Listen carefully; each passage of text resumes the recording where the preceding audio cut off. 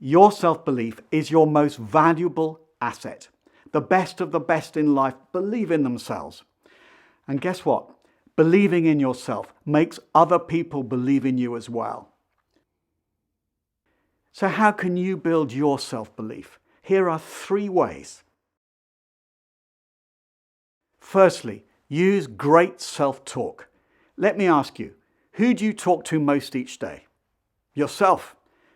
So what do you say when you talk to yourself? And does it lift you up or does it pull you down? Because it will not leave you untouched. What is your internal dialogue before you pick up the phone or walk into a prospect's office? What input do you give to your very powerful subconscious mind about your intent and ambition? And let's keep this very simple. Say to yourself, I'm selling well, I'm selling well, I'm selling well. I love my job, I love my job. I'm the best, I'm selling well, I'm selling well. It takes the edge off your nerves and sends a strong signal to your mind that you're performing at your best. Say it long enough and frequently enough, and it will start to become part of you.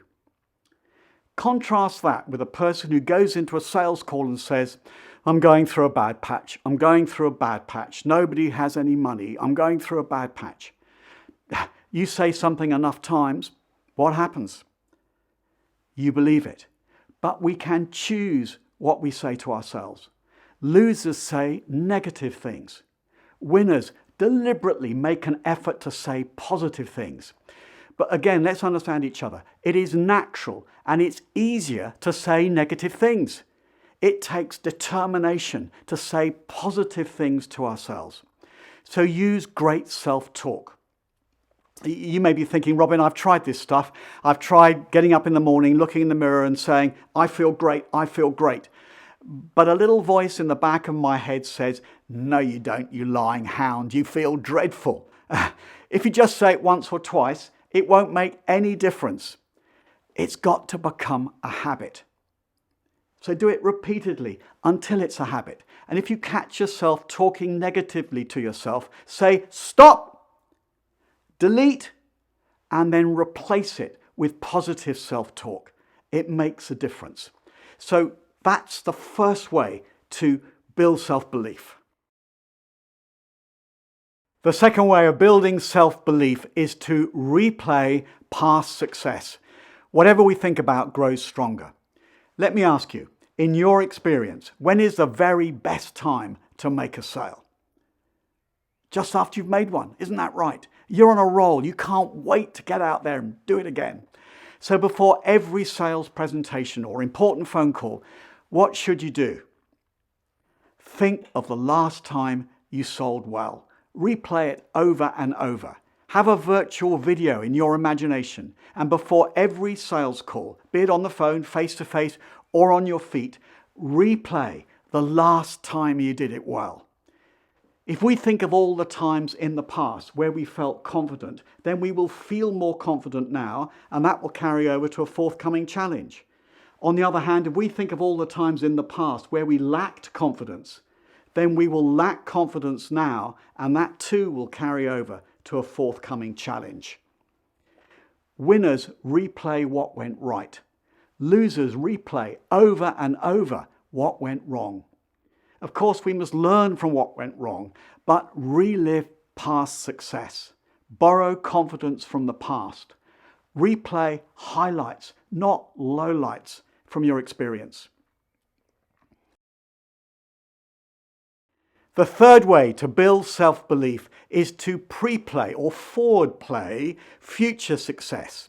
This is visualization, mental rehearsal, and it is one of the most valuable skills you can ever learn. Before commencing any task, we rehearse it in our imagination. Most of us instinctively do this to a certain extent. Have you ever mentally rehearsed an interview or making a speech or playing a sport? Most of us use it, but we only use it to a fraction of its potential. Mental rehearsal is widely used in the sports world, but it works just as well in business. Winners see the act of winning in advance. They know that what you see is who you'll be. Lewis Carroll, who wrote Alice's Adventures in Wonderland, put it well. He said, "It's a poor memory that only works backwards."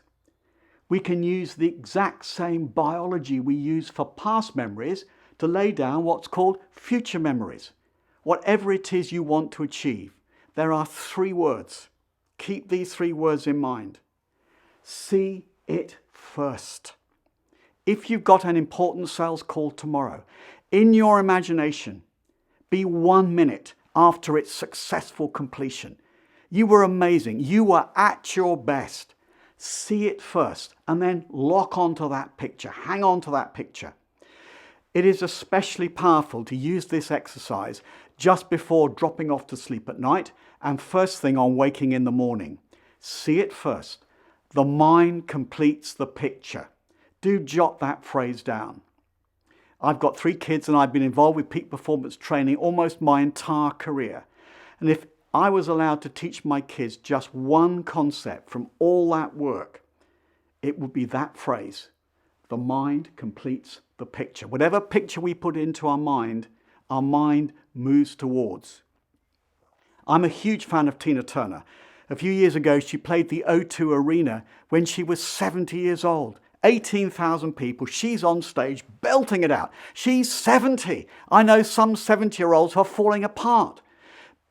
She was interviewed by The Express, I think, and they said, "Tina, on stage, you're 70, you were incredible. What's your secret?" And she said, "I see myself as energized and young." Interesting choice of words. I see myself as energized and young, which poses the question, how do you see yourself? In private, with nobody else around, how do you see yourself? Because the mind completes the picture. But you can change the picture, and this is exciting. So whatever it is you want to achieve, see it first.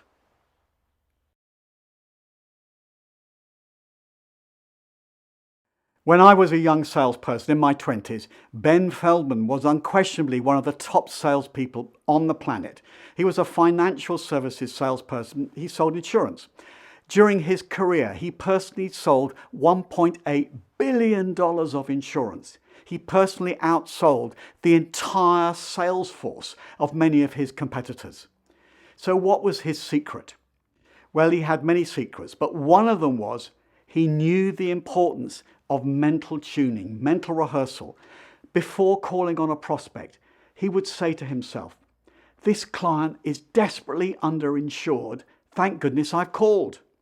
Think how that sets him up for the upcoming meeting. And we can learn from that.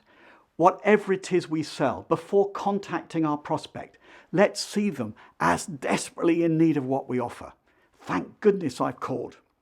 That picture tweaks our mindset. It's a simple little skill, but it's the simple skills that often help us to be at our best when it counts. So that's number 3, build self-belief.